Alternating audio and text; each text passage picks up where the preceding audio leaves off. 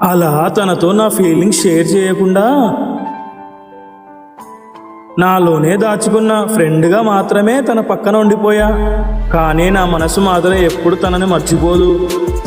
అది చాలు అని నాకు నేనే కన్విన్స్ చేసుకున్నా. కొన్నిసార్లు లైఫ్లో మనం అనుకున్నట్టు జరగవు. స్కూల్ కంప్లీట్ అయ్యాక అందరి లైఫ్ ముందుకి వెళ్ళిపోతుంది, కానీ నేను మాత్రం కొన్ని మెమొరీస్ దగ్గరే ఆగిపోయా. బయట చెప్పుకోకపోయినా లోపల మాత్రం ఉంటాయి.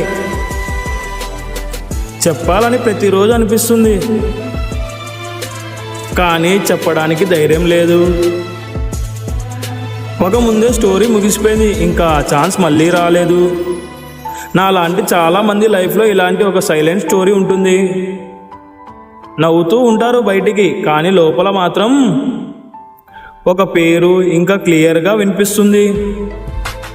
మాటలు లేట్ అయ్యాక చెప్పినా యూజ్ ఉండదు. వల్ల ఆగిపోతే ఇంకా ఏం చేయలేవు, ఫెయిల్యూర్ తప్ప. తర్వాత రిగ్రెట్గా మారుతుంది. ఎందుకంటే టైం ఎవరి కోసం వెయిట్ చేయదు, కానీ మెమొరీస్ మాత్రం లైఫ్ అంతా ఫాలో అవుతూనే ఉంటాయి. చెప్పలేకపోయినా ఆ పేరు ఎప్పటికీ గుర్తుంటుంది. కామెంట్లో ఎస్ అని పెట్టండి, నా కోసం కాదు, మనలాంటి వాళ్ళు ఇంకా ఎంతమంది ఉన్నారో చూడాలని. కొన్ని ప్రేమలు కలవడానికి కాదు, గుర్తుండడానికి వస్తాయి. కొన్ని స్టోరీస్ కంప్లీట్ అవ్వకపోయినా మన లైఫ్లో ఎప్పటికీ మర్చిపోలేము.